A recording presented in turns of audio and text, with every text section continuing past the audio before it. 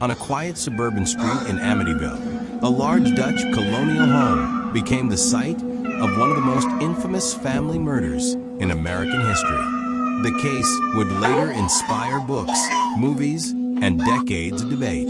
But before the legends, there was a real crime: the DeFeo family murders. In the early morning hours of November 13, 1974, 23-year-old Ronald DeFeo Jr. entered a bar, claiming that his family had been shot.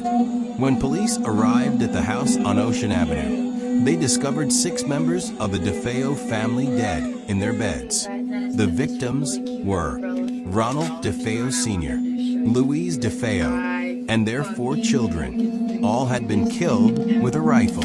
There were no signs of forced entry, no evidence of a struggle.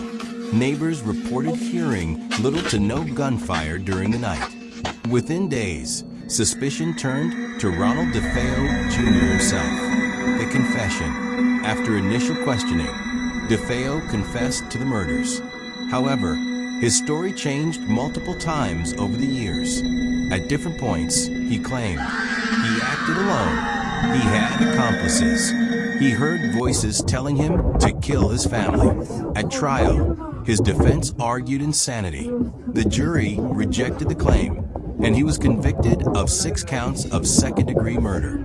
He was sentenced to 6 consecutive life sentences.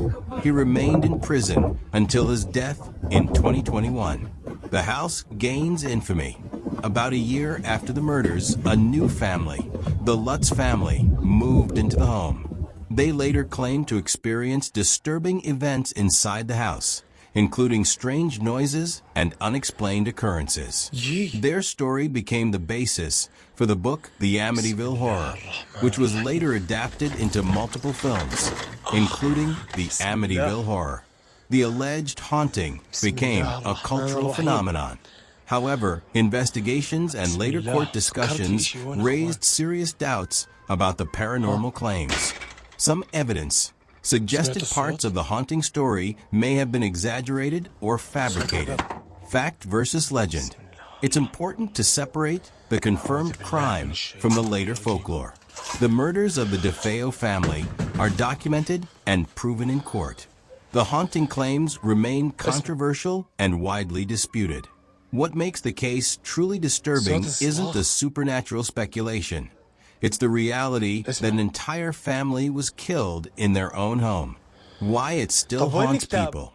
The house itself still stands in Amityville, though its address was changed and certain features were altered to reduce unwanted attention.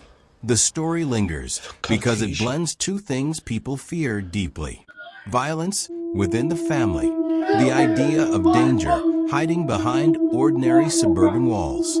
Whether viewed as a true crime case or the origin of a horror legend, the events of that November night in 1974 remain one of the most infamous chapters in American criminal history.